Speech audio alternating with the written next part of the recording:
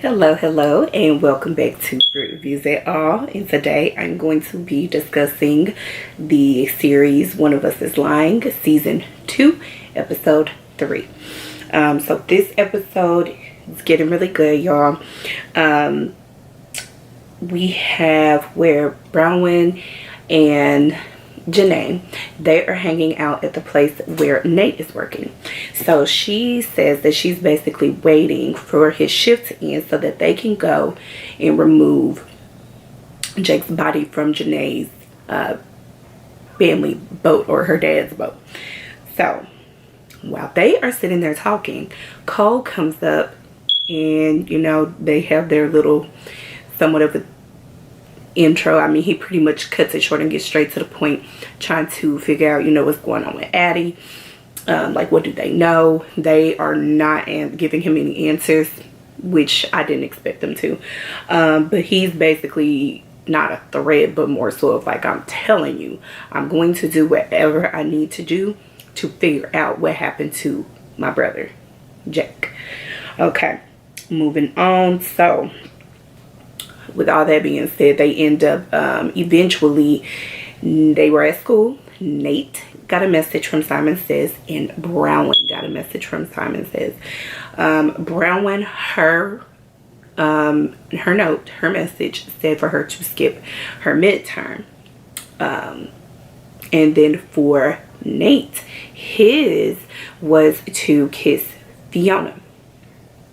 Which, if you think about it, I think that was more so to get at Bronwyn, because we know that there's some unspoken thing between Bronwyn and Nate that Bronwyn doesn't want to admit, and Nate is just kind of like hanging out in the wings or whatever.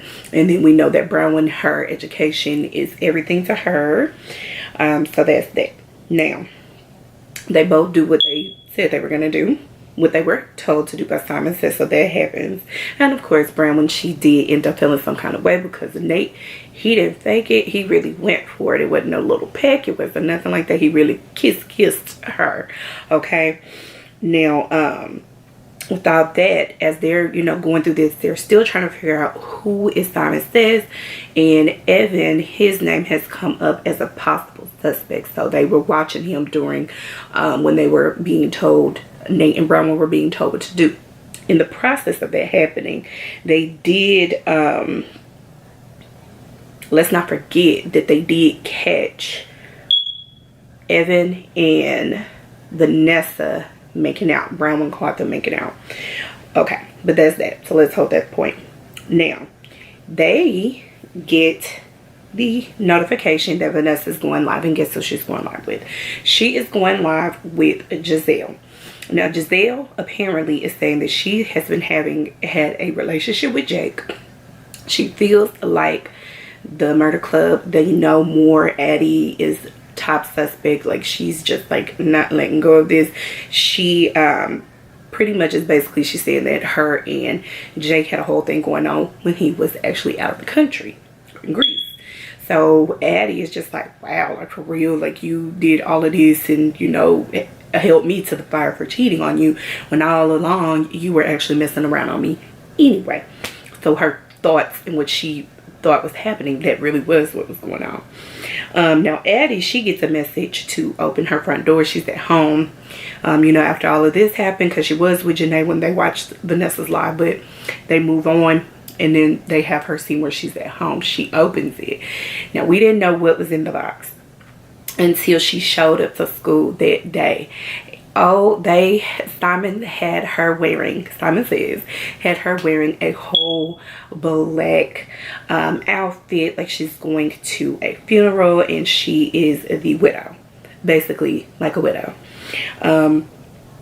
which wasn't good, but it was so freaking funny. And they're just like, what the heck? Like, nobody actually expected her to come to school that day because of the lie, Vanessa's lie, but she came, she did what Simon told her to do. Now, she goes into the bathroom, and they all, I think it was Janae was in there too, if I'm not mistaken. I'm just like, oh my God, here we go again. Y'all are immediately walking into a restroom, bumping your gums. You didn't stop for a second, check to make sure no one's in there, and then proceed to talk. Just saying. I just wanted to make a note of that happened again. Now, Addie, she's basically saying like, you know what? I need to talk to Giselle because I need to find out, like, is this real? Is she lying? Like, what really happened between her and Jake? Like, what does she know? She approached Vanessa of all people because that was her only connection to getting to Giselle. And of course, she was able to convince Vanessa to do it, but it had to come with something. So pretty much Vanessa gets to get the scoop on what those two were talking about. Let's see.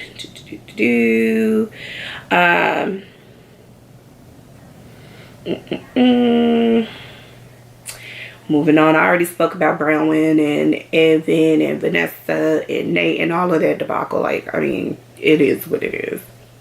It's a mess. Let's see. Cooper, he finally says that he gets a message, but it is for him to post a message that he received a message from Jake, and he was told to post it on his social media. So that's gonna be not good. It's not gonna be good at all. But Mauve, she actually said she was gonna help him with that because he was like, you know, if I do this and the police, they're gonna come, they're gonna want my phone, they're gonna want to check to see, is this valid, where did it come from? So Mauve is our tech genius, so she's like, I got you, we gonna figure this out and we're gonna make it happen. Let's see, I did make a note, y'all, just a side note, okay? It's like, Evan is very handsome, okay? Just want to put that out there. He is very handsome. Wasn't Bronwyn and him it just wasn't working because it's a deeper connection between her and Nate, and that's just what it is. But girl, Evan is handsome, okay? All right, so I am back. All right, so let me get through this. So where I left off was Evan, he actually ended up having an alibi for Halloween night. So she forgot, Bronwyn, she forgot that he had bought tickets for them to go. It was something that he bought tickets for them to go to, and obviously with what happened with them breaking up, he ended up still going to wherever it was on Halloween night, and he had proof to show that he was there. So they was able to go on his social media and find photos of him being there. Now we have Addie and Giselle. They have their meetup. So Addie's asking all the questions, she's getting details, and come to find out that she was the one who was actually taking the photos of Jake, and the photos that Jake was sending to Addie.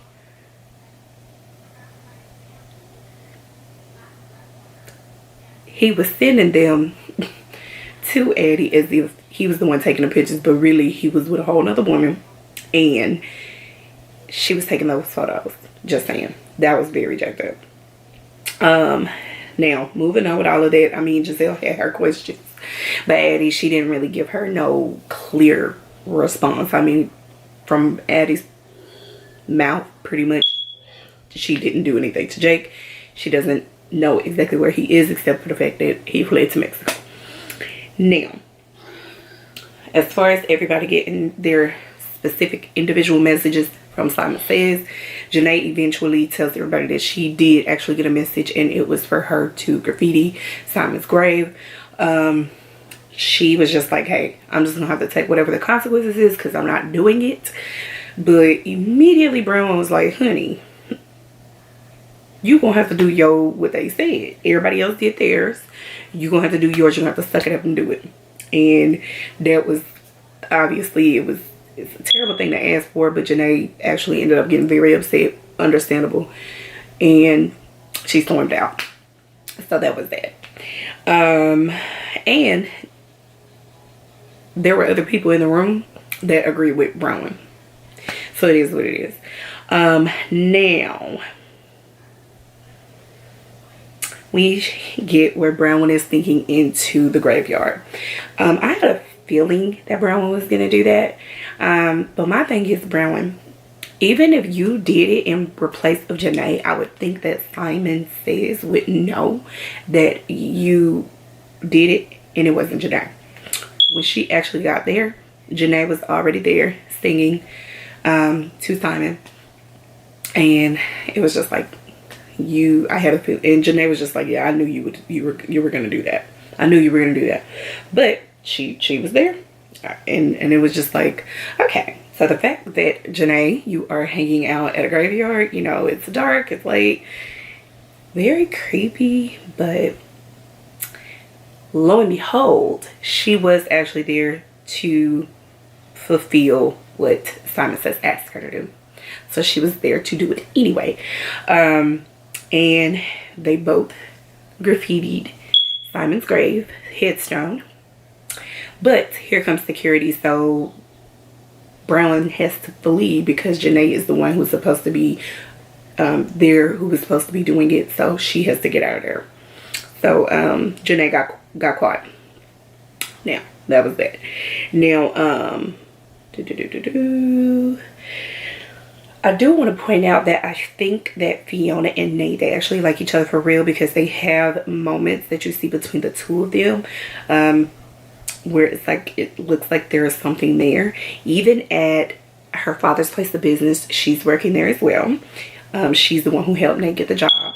And them two have a whole little session, a little makeout sesh in the freaking office. Like, come on, Nate, you can't do that, man, because at the end of the day, the father, who's the owner of the business, he will fire you before he removes his daughter from working at his business. So you can't take them kind of chances, man. So I don't know, Brownman. I don't know. You might be lost when it comes to Nate. Now, we have Detective Cooper.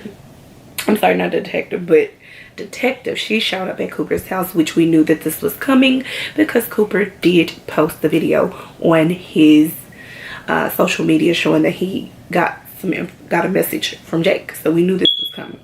Now, homegirl, she asked for that phone. She said, I already have a warrant to retrieve your phone, to check it, to make sure that this is Jake. I was just like, Cooper, oh my goodness. You knew that this was a possibility, that was going to happen. I really hope that you cleared out your phone and that you don't have some revealing stuff in there that we don't want the detective to know. I really hope you did. So I don't know, his face was very nervous, so we don't, looks like he might not have been too good about his phone.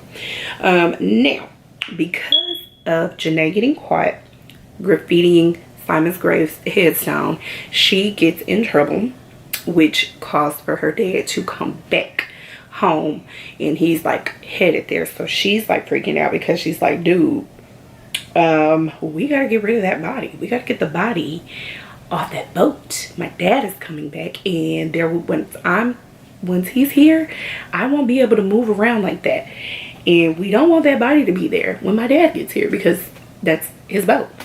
So now they gotta get out there and get to the boat and immediately and get it done, like immediately, ASAP. Now they head out to the boat. Mind you, they are reaching out to Cooper, and I'm like, oh my god, y'all don't even know that Cooper don't have his phone. The detective has it. So I really hope y'all wasn't saying nothing too much detailed and to, you know, make the detective start looking at y'all that much more. You know, we already know they still kind of side-eyeing y'all, but I mean, goodness. Now, and just like I thought, they were sending messages. They were saying something about meeting up at the boat. They were saying, here's the address. I'm glad they didn't mention nothing about Jake's body in the messages, because yeah, Cooper was so ticked off when they were actually able to get a hold of him and get him there. Now they got on the boat. They took off. Everybody, they took off. Now, when they were driving off, my first thought was, guys, what you should have done, you should have went and checked the freezer to make sure that Jake's body was still there before you pulled off of that dock. They did not. So they are driving the boat, and eventually they get to a place where they stop, and I'm just like, you know, I really hope y'all gonna have to clear everything out, clean everything out, deep clean, make sure there is nothing, no DNA, no evidence, no nothing. You don't want them to be able to look at the GPS on the boat to be able to determine where y'all stopped at on that particular trip, and they can go check It's the ocean, so out that far they might not have any luck, but you never know, right? Now as they are sitting and talking, Addie, she goes and says her farewell. She comes up, she's sitting, she's talking to Maeve and Brownwind, and she's just like, you know what I do? She's like, and they start wanting to delete photos out of her phone. And this is when Brownwind and Maeve, they noticed that the pictures that Jake sent to Addie, that those pictures were not real. So that was just like because at this point that means that Giselle is lying, okay? Because if she says she took the photos, she says she was with Jake, they were in Greece, you're lying. So there's more that you know. There's more to the story with Giselle. There's more obviously to the story with Jake, where the two connect. They finally dispose of the body, you know, send them off down into the ocean. By the time that they finish wrapping all that up and they get back to the dock, the detective is there, of course, because she followed Cooper's phone messages. Yay. But yeah, so that is pretty much what happened with episode 3. It is getting really good. I can't wait. I'm really trying to slow down, but I want to, if I could, I really am tempted to just binge watch the whole thing. But I am gonna get on to episode 4 because I'm just really itching to find out what's gonna happen next. But I really love this freaking show, and I want to thank y'all for watching. Please like, comment, and subscribe, and hit the notification bell button, and I'll be back with more. Bye, y'all.